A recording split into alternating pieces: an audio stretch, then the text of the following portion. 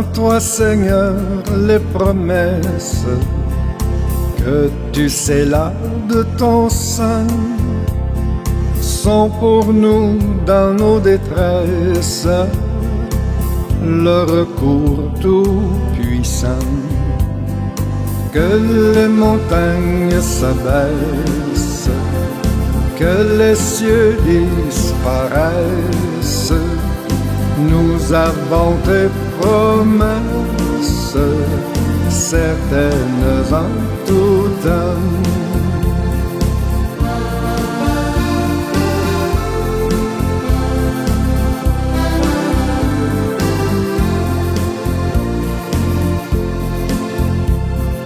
Confiante en la promesse, Abraham, l'homme de Dieu,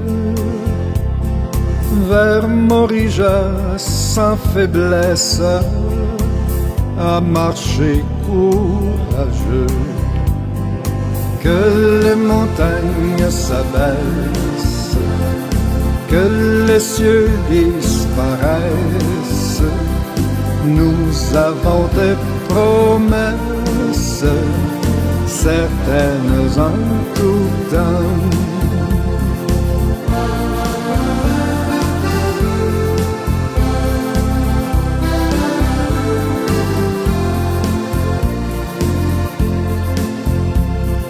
Bien souvent dans le voyage, notre chemin semble obscur, mais par la foi le nuage se change en ciel d'azur. Que les montagnes s'abaissent, que les cieux disparaissent, nous avons tes promesses, certaines en tout temps.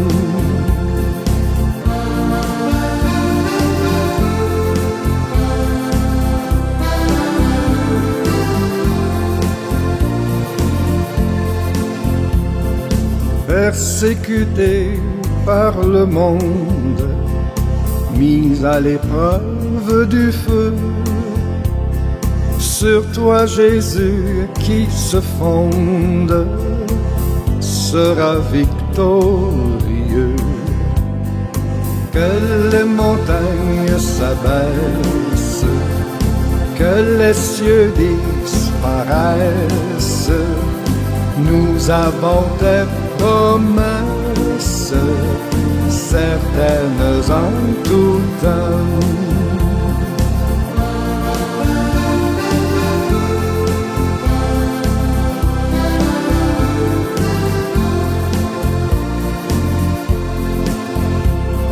Si les humains t'abandonnent, crois en ton meilleur ami. Crois, son amour t'environne, comme il te l'a promis.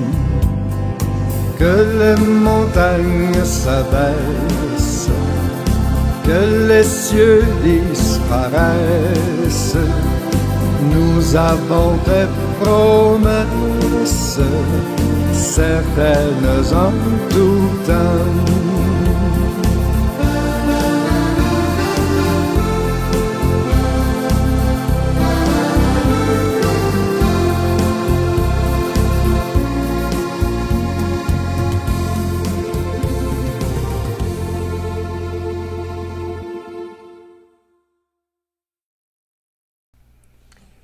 Bonjour très chers amis, frères et sœurs en Jésus-Christ, que la paix de Dieu soit avec vous toutes, avec vous tous.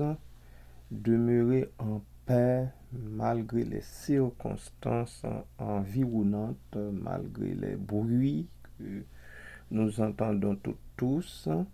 Soyons en paix en Christ parce que c'est seulement lui qui donne la paix, la vraie paix. C'est pour ça qu'il eut à dire, je vous laisse la paix, je vous donne ma paix, je ne vous la donne pas comme le monde donne. Croyez en Dieu et croyez en moi. Jean chapitre 14, verset 27.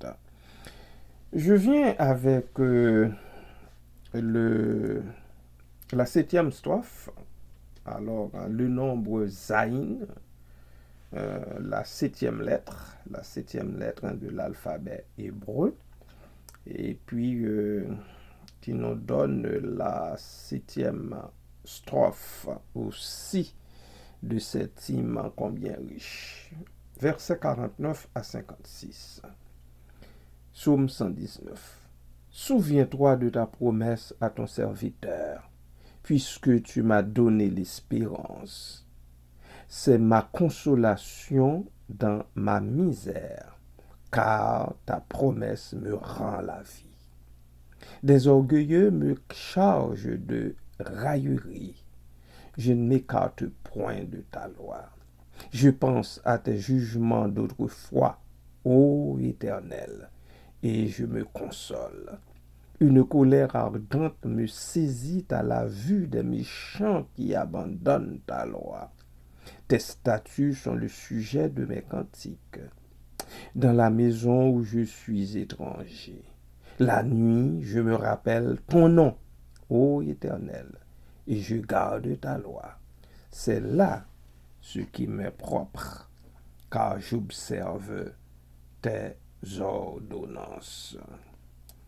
Voilà, nous nous arrêtons ici pour un morceau spécial, un morceau de prédilection, tes promesses, que j'ai choisi pour vous après la lecture de cette strophe.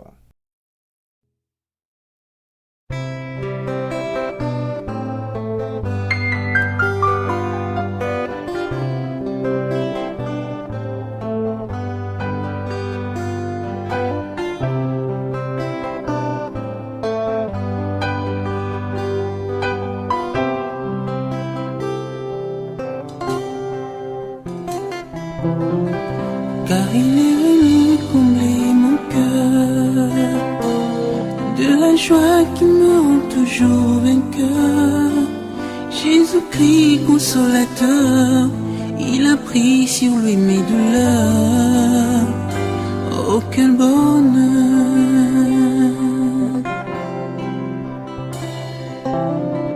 Il descend voix douce, il me dit je t'aime.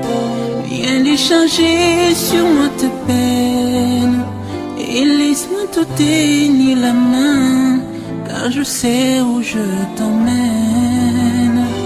Je suis la même.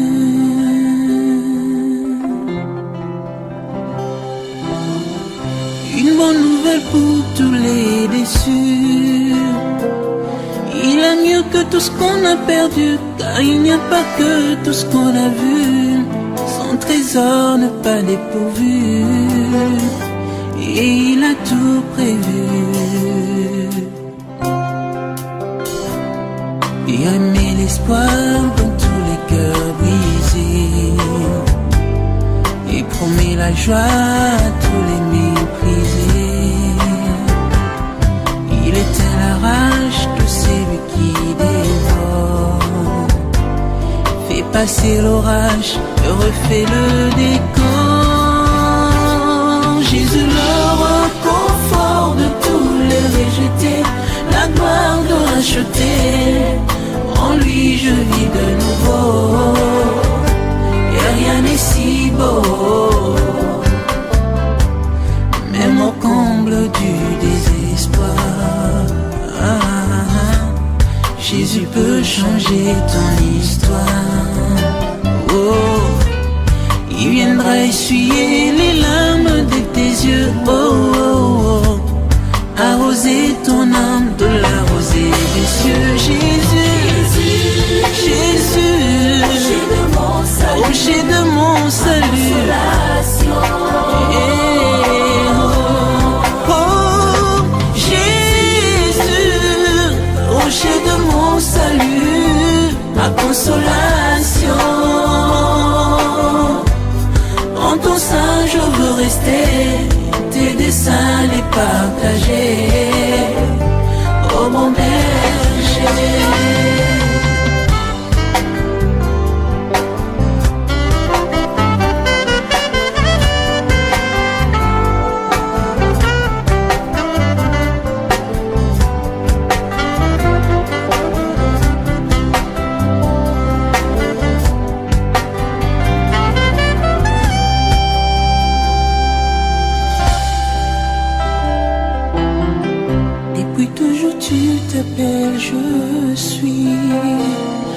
la lumière qui vient éclairer mes nuits, le vainqueur de mes ennemis.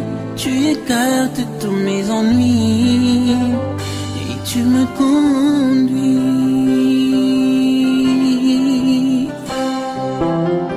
Et lorsque je perds tous mes repères, quand la peur me fait tout refaire, en lui j'espère trouver repère. Sur la croix Jésus a souffert pour que je prospère.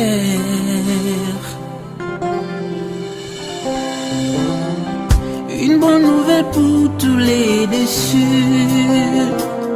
Il a mieux que tout ce qu'on a perdu, car il n'y a pas que tout ce qu'on a vu. Son trésor ne pas dépourvu, et il a tout prévu. Il remet l'espoir dans tous les cœurs brisés, et promet la joie à tous les méprisés. Jésus, il éteint la rage de celui qui dévore, fait passer l'orage, refait le décor. Jésus, le confort de tous les rejetés, La gloire de racheter, en lui je vis de nouveau, et rien n'est si beau. Même au comble du désespoir, Jésus peut changer ton histoire. Oh, il viendra essuyer les larmes de tes yeux. Oh, oh, oh. Arroser ton âme de la rosée des cieux. Jésus, Jésus, rocher de mon salut.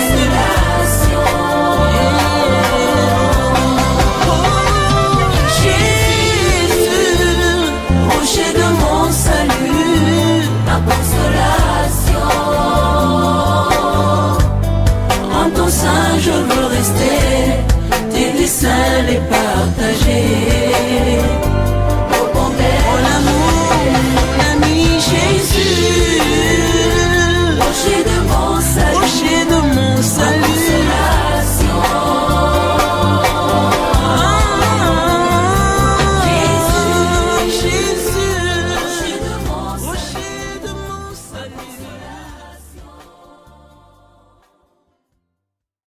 Voilà, je suis de retour.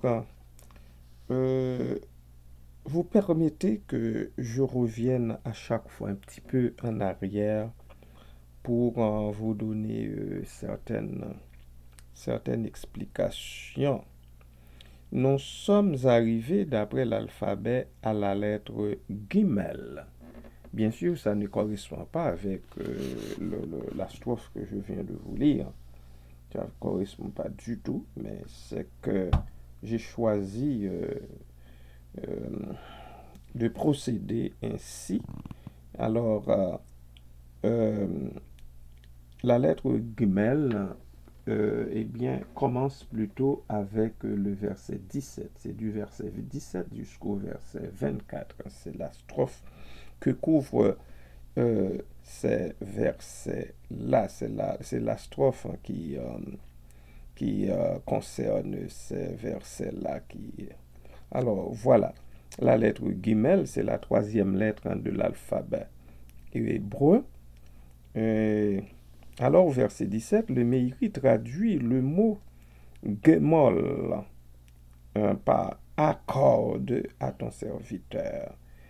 Accorde à ton serviteur. David proclame devant Dieu: je ne demande pas la vie dans l'intention de m'en réjouir, mais seulement pour observer tes paroles. En fait, fais du bien à ton serviteur, lisons-nous dans la Bible Louis II ou bien Scofield, pour que je vive et que j'observe ta parole. Pour que je vive et que j'observe ta parole. Alors, le Meiri, lui, il dit, je ne demande pas la vie dans l'intention de m'en réjouir, mais seulement pour observer tes paroles, ou bien ta parole, ça revient au même. Ainsi, j'aurai la possibilité d'atteindre la perfection de mon âme. Mais quant aux préoccupations quotidiennes qui viennent le troubler, il demande l'aide de Dieu. C'est ce qui est exprimé dans le verset 18, lorsqu'il dit « Ouvre mes yeux pour que je contemple les merveilles de ta loi » ou bien « Éclaire mes yeux », ça revient au même, c'est-à-dire les yeux de mon esprit, et je contemplerai les merveilles de ta loi. Ici, il fait allusion par le mot merveille à la création et au renouvellement constant du monde par Dieu et les autres merveilles, bien sûr, qui en découlent également. Le Meiri donne une autre explication pour merveille. Ce seraient des choses cachées, secrètes, qui sont aussi appelées, comme dans Deutéronome 17, 8, s'il est caché de toi une chose. Alors, ce sont des choses cachées secrètes, une chose pour le jugement. Ensuite, nous avons le mot de ta loi, ou bien l'expression de ta loi qui signifie que ces choses cachées ne sont qu'une petite partie de ta loi. D'autres parties ne sont pas cachées, comme les devoirs, les commandements intelligibles et tout ce qui concerne la perfection des qualités morales. Au verset 19, David a voulu exprimer l'idée que la vie de l'homme est courte quand il dit « Je suis un étranger sur la terre, ne me cache pas tes commandements ». Verset 19. Alors, c'est cette allusion-là qu'il fait à la vie de l'homme qui est courte. Nous en sommes tous conscients. C'est pourquoi il demande à Dieu « Ne me cache pas tes commandements, mais aide-moi à préparer mon cœur pour les comprendre. » Car il n'y a que Dieu qui puisse le faire. Préparer nos cœurs pour comprendre ses commandements. Car l'âme de David est brisée du désir de faire les lois de Dieu. C'est verset 20, c'est-à-dire de faire les lois de Dieu, d'observer, dans le sens d'observer les lois de Dieu. Au verset 20, mon âme est brisée par le désir qui toujours la porte vers tes lois. Toujours la porte vers tes lois, verset 20. Et nous continuons pour dire c'est que parfois il est obligé de s'occuper d'autre chose, comme nous aussi, que de la loi de l'Éternel.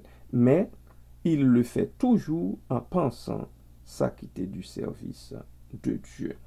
Il ne faut pas, bien-aimés, que nous nous laissions distraire par les choses de ce monde, les choses environnantes, pour lésiner sur les lois de Dieu, les ordonnances de Dieu, pour laisser de côté ce que Dieu veut que nous fassions, qu'il s'agisse de faire avancer son œuvre, qu'il s'agisse aussi des qualités morales dont est parée la loi de l'Éternel. C'est très important que nous y attachions et que nous restions quand même attachés tout en nous occupant des choses de ce monde, des choses qui nous concernent, des choses qui concernent cette vie dans laquelle nous sommes encore. Au verset 21, nous avons là le verbe qui est traduit par « tu as détruit ». Le verset 21, tu menaces les orgueilleux, c'est maudit qui s'égare loin de tes commandements. C'est maudit qui s'égare loin de tes commandements, non dit le texte. Alors, c'est un verbe qui est traduit par « tu as détruit ». Et c'est un verbe qui est au passé, mais doit se traduire par un futur. Je vous en ai déjà parlé plusieurs fois. Le verbe, quand il n'introduit pas son complément d'objet direct par la lettre bet signifie détruire. Sinon, et c'est le cas ici, le verbe utilisé en hébreu n'est pas introduit par la lettre bet. Ainsi, il signifie détruire, sinon il signifie gronder quelqu'un. C'est très important qu'on le sache parce que ici, j'ai sous mes yeux une Bible Scofield qui dit au verset 21, tu menaces les orgueilleux, tu menaces les orgueilleux. Donc, c'est pas le même sens que revêt ce verbe-là, le sens ici détruit, sinon il signifie gronder, c'est dans le sens de gronder quelqu'un. Ici, c'est ce sens-là qu'il faut maintenir. C'est pour ça, croyons-nous que Scofield l'a traduit par tu menaces les orgueilleux. Alors, nous avons encore un autre verbe qui se traduit par manquer, comme le langage. Bon, de toutes les façons, ça c'est pas tellement important pour nous. David prie car ses arrogants le dérangent, comme ils nous dérangent aussi, comme ils ont l'habitude de nous déranger aussi. Il l'empêche d'atteindre la perfection. Lorsque nous nous retirons le plus souvent pour prier Dieu, pour chercher sa face, eh bien, il y en a qui autour de nous font du bruit, qui nous troublent, qui nous empêchent de nous concentrer.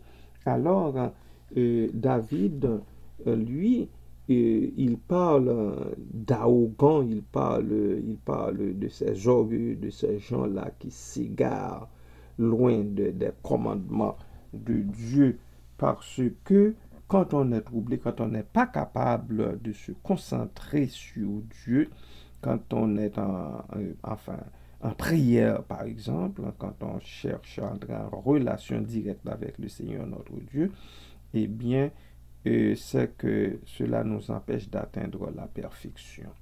De plus, ils se moquent, c'est-à-dire les arrogants se moquent de lui, car il montre sa volonté d'étudier la Torah. Nous aussi, nous sommes sujets de temps à autre à ces genres de remontrances, à ces genres de moqueries, ce qui n'est pas l'usage de celui qui fait la guerre. Par exemple, au verset 22, où il dit « Décharge-moi de l'opprobre et du mépris, car j'observe tes préceptes. » Alors, ici, nous avons un autre verbe gal qui est faire rouler, est écrit comme il est écrit, ce qui est une irrégularité, car il aurait dû être prononcé autrement, et vient de la racine rouler.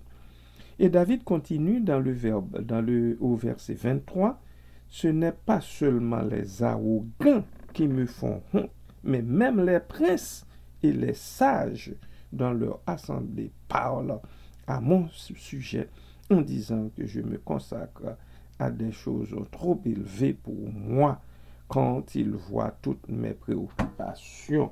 Le verset 23, des princes ont beau s'asseoir et parler contre moi, ton serviteur médite tes statuts.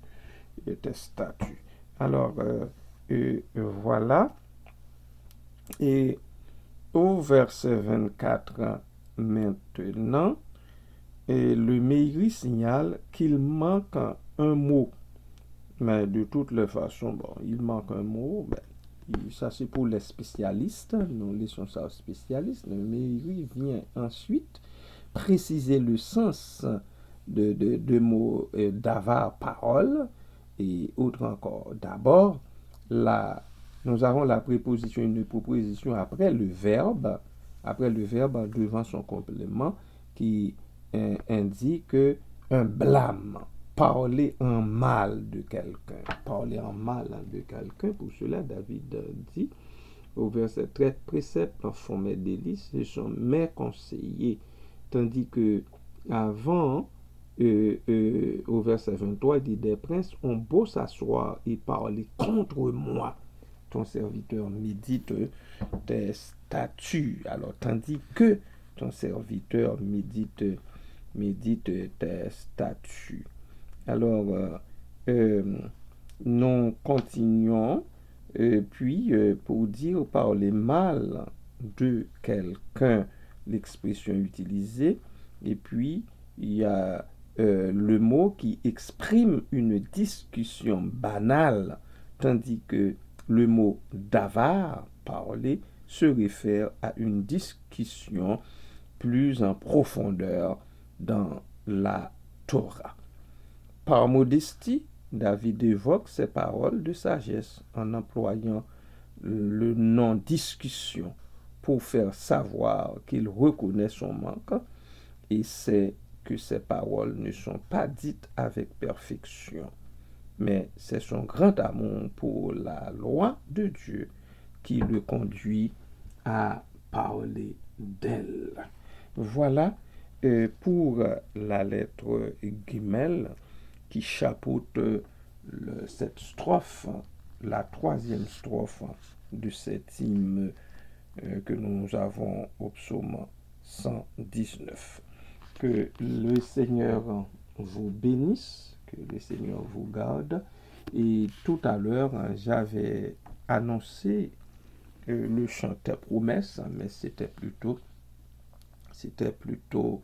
Jésus, ma consolation. Et maintenant, nous allons écouter Tu es plus grand.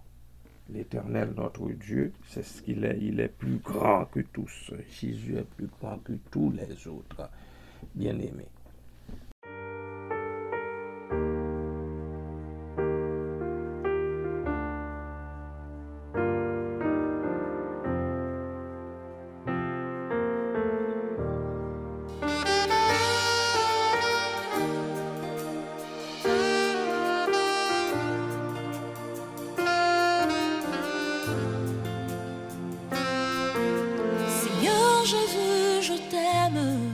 Je me donne tout à toi. Que les écailles de mes yeux tombent pour que je te voie tel que tu es.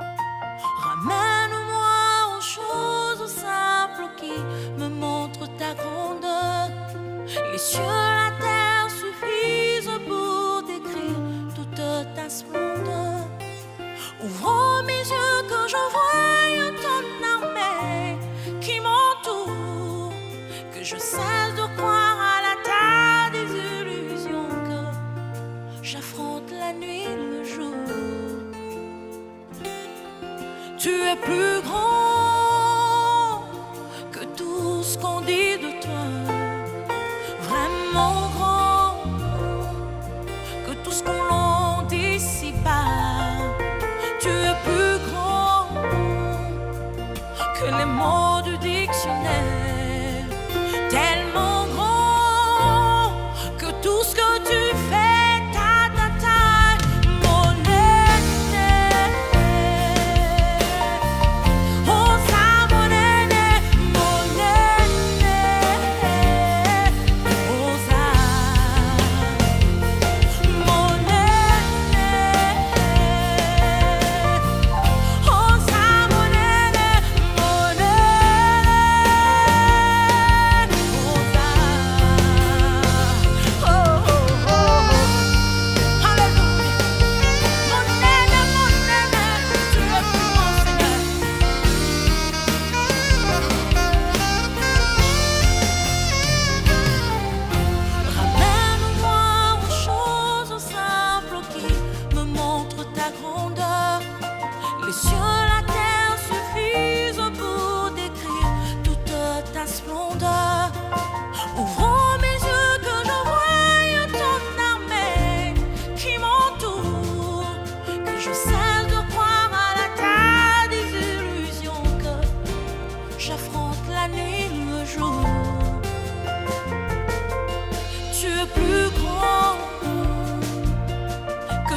ce qu'on dit de toi, tellement grand que tout ce qu'on l'on dit ici-bas. Tu es plus grand que les mots du dictionnaire, tellement grand que tout ce que tu fais, mon aîné, oh ça, mon aîné, oh ça, mon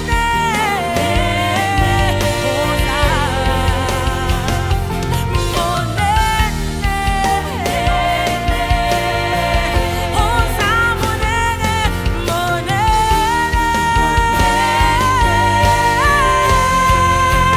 mon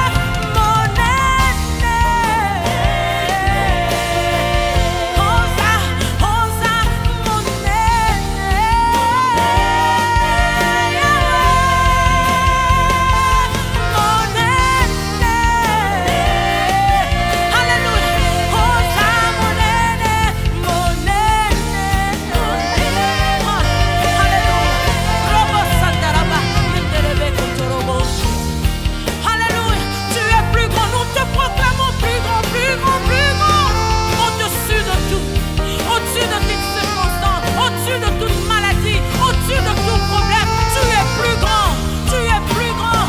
Alléluia.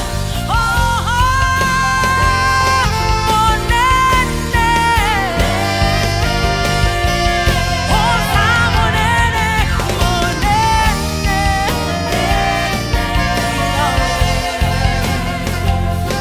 Mon aîné,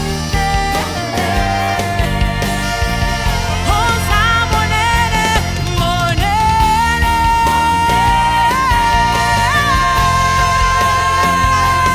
mon aîné.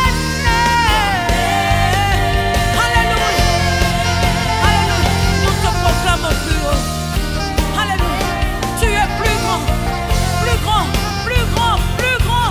Nous te proclamons, Seigneur. Tu es au-delà de notre définition de toi, Seigneur. Tu es plus grand, au-dessus de tout, au-dessus de toute puissance, au-dessus de toute circonstance, au-dessus. Ah, alléluia. Je m'accroche à toi, je déclare, je proclame, je déclare, je proclame. Oh, mon aîné. Alléluia. Oh là, mon aîné, mon aîné. Yahweh, mon aîné. Mon aîné.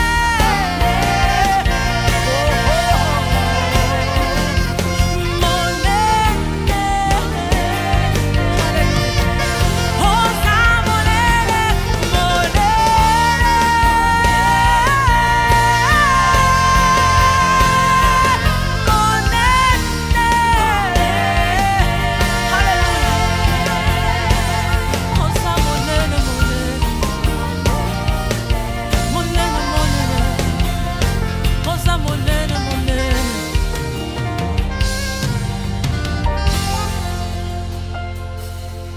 Seigneur Jésus, je t'aime, je me donne tout à toi.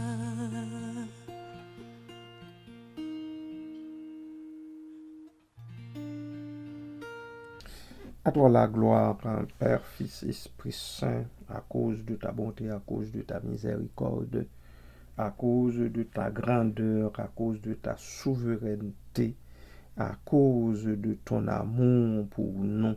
Merci Seigneur, merci pour ce nouveau jour, Seigneur, que tu nous donnes dans ton amour. Merci Père, parce que c'est par ta grâce que nous y parvenons. Et nous bénissons ton Saint-Nom pour cela, parce que nous nous réveillons après notre sommeil et nous nous mettons debout tout bonnement, parce que dans ton amour, tu as tout mis en œuvre pour que le corps dans lequel nous déambulons continue de fonctionner. Nous en bénissons ton Saint-Nom pour cela, Père. Merci pour ta parole, Seigneur, pour cette 7e strophe, le 7 hymne sur lequel nous sommes penchés ce matin. ou dans la strophe dans laquelle ton serviteur te demande de te souvenir de ta promesse. Nous savons que tu te souviens toujours de tes promesses faites à tes serviteurs et servantes. Si David le dit, c'est pas parce qu'il ne le savait pas, parce que c'est un serviteur qui a vu chaque jour qui passait la trace de tes droits dans sa vie, dans ses différentes entreprises. Merci Seigneur, parce que tu nous as donné l'espérance, parce que tu lui as donné l'espérance, parce que tu nous donnes aussi l'espérance. Ainsi, nous nous approprions, Seigneur, de ces expressions. C'est par ton espérance, l'espérance que tu nous donnes. C'est cette espérance-là, Seigneur, qui est notre consolation dans nos misères, dans nos souffrances, dans nos calamités, dans nos épreuves. Nous en bénissons ton Saint-Nom parce que ta promesse nous rend la vie. C'est par ta promesse que nous vivons. Merci pour ça, Père. Merci, Seigneur. Merci, Jésus. Merci de nous préserver aussi des orgueilleux, Seigneur. Merci de nous permettre de ne pas nous écarter de ta parole, malgré les moqueries des uns et des autres autour de nous. Merci, Papa, parce que tu nous assistes. Tu fais en sorte que, jour après jour, nous pouvons, ô Dieu, nous réfugier dans les Saintes Écritures pour chercher à comprendre ce que tu veux pour nous dans la portion du texte lu et dans quelle mesure aussi nous pouvons aider d'autres bien-aimés, d'autres frères et sœurs avec notre réflexion. Merci Papa, merci Père, merci Seigneur, merci Jésus, merci pour toutes tes grâces. Nous remettons entre tes mains, Seigneur, à la fin de semaine, les différentes choses qui seront entreprises, qui seront faites pour faire monter jusque devant ton trône de grâce le service qui t'est dû, Seigneur, notre culte d'adoration. Nous te prions, ô Dieu, d'être avec nous là-dedans, les serviteurs, les servantes, ô Dieu, qui seront là pour rehausser l'éclat de ta gloire dans les différents milieux chrétiens évangéliques. Je les remets entre ta main. Je te prie de les assister dans les préparatifs, Seigneur. Quant à notre église locale, nous la remettons entre ta main, à commencer par l'accueil, le service d'accueil sous la direction de notre frère Colin Myrtil. Seigneur, merci pour sa sagesse, merci pour son sens du devoir, merci Père pour la façon dont il essaie d'aider les membres de son équipe pour accueillir le peuple de Dieu, les enfants du Seigneur qui montent au temple pour l'adoration. Sois avec chacun d'eux, tu les connais, Seigneur, tu connais Ruth, tu connais, Seigneur, Mona, tu connais, Seigneur, Rémi, tu connais Guirlande, tu connais Colin lui-même, enfin, tu les connais tous, tu connais Myrène, Seigneur, et tu les connais, Seigneur, tu connais Junie, Seigneur, là où leurs noms peuvent me faire un défaut, mais pas à toi, puisque même les cheveux de leur tête sont tous comptés. Alors, Papa, je remets ces bien-aimés entre tes mains. Je te prie d'être avec eux dans l'exercice de cette fonction qu'ils se donnent comme ministère parmi tant d'autres dans leur église locale. Accorde-leur, ô Dieu, ta paix, ta grâce, la sérénité dont ils et elles ont besoin pour mener à bien ce ministère. Merci, Papa. Les autres ministères sont devant toi, le service de la sécurité, sous la direction de notre frère Jean Adler, Seigneur, ainsi que tous les autres ministères. L'adoration est là, la vidéographie, Seigneur, le son, le ministère du son, le ministère multimédia. Je les remets entre tes mains, ô Dieu. Sois avec ces serviteurs et servantes. Seigneur, merci pour tout le ministère de ta parole qui doit être proclamée encore. Pose ta bonne main, ô Dieu, sur ton serviteur, le serviteur que tu veux bien utiliser pour la gloire de ton nom et aussi au bénéfice le bénéfice de ton peuple. Merci Père, merci Papa. À toi soit toute gloire au siècle des siècles. Amen. Alléluia. Bien-aimés du Seigneur, soyez richement bénis dans les différents services qui doivent avoir lieu durant le week-end à l'endroit du Seigneur notre Dieu. À la prochaine.